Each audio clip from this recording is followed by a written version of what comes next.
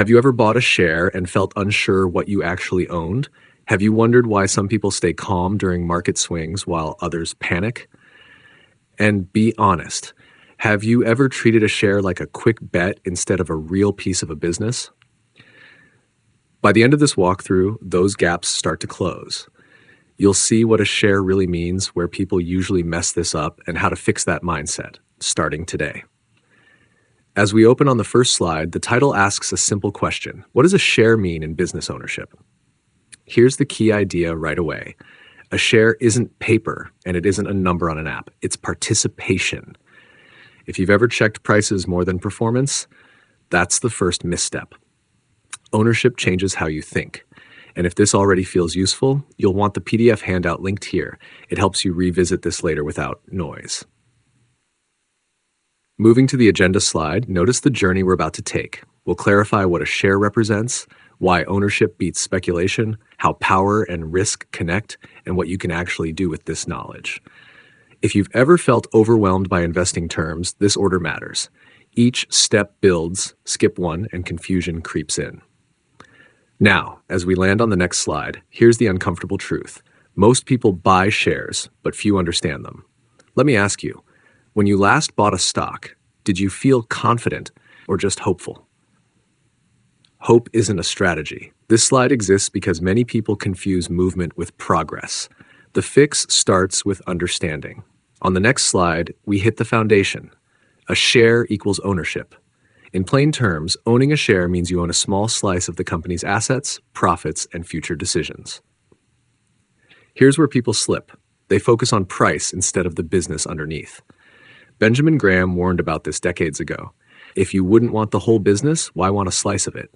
That question alone filters bad decisions fast. As we continue, the next slide expands that idea. Ownership comes with rights, voting power, profit participation, access to information. Ask yourself, which of these do you actually care about? Many people don't know, and that's risky.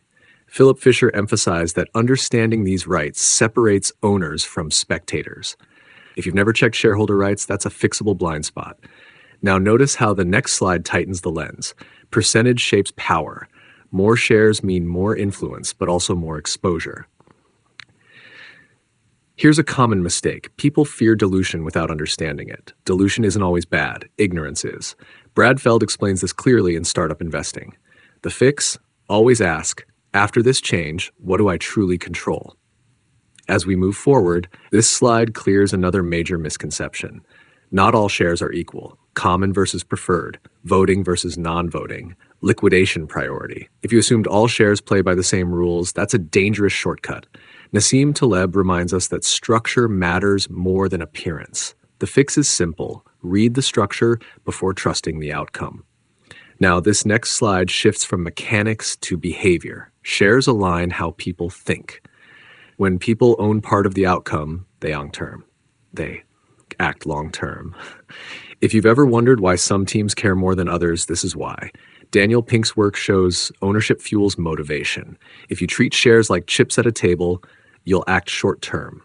Treat them like responsibility, and behavior changes. As we enter the action slide, this is where many viewers don't follow through. So let's make it concrete. This week, check total shares outstanding. Calculate your real ownership percentage. Read shareholder rights. Ask yourself, have I been avoiding this because it feels complex? Complexity shrinks fast when you face it directly. Now pause on the reflection slide. Here's the question. If you own this business outright, would you still hold it? If the answer is no, the fix isn't panic, it's clarity. Either learn the business better or let it go intentionally. Drifting is the real mistake. As we arrive at the final slide, let's bring this together. Ownership changes everything because it ties you to decisions, people, and consequences. That's uncomfortable, but powerful. The investors who win long-term aren't smarter. They're more honest about what they own. Before you go, grab the PDF guide linked here. It reinforces what you've just learned and helps you apply it without overwhelm. And if this walkthrough helped you see shares differently, subscribe to the channel. We break down ideas like this every week, clearly, calmly, and without hype. Act like an owner. Outcomes follow.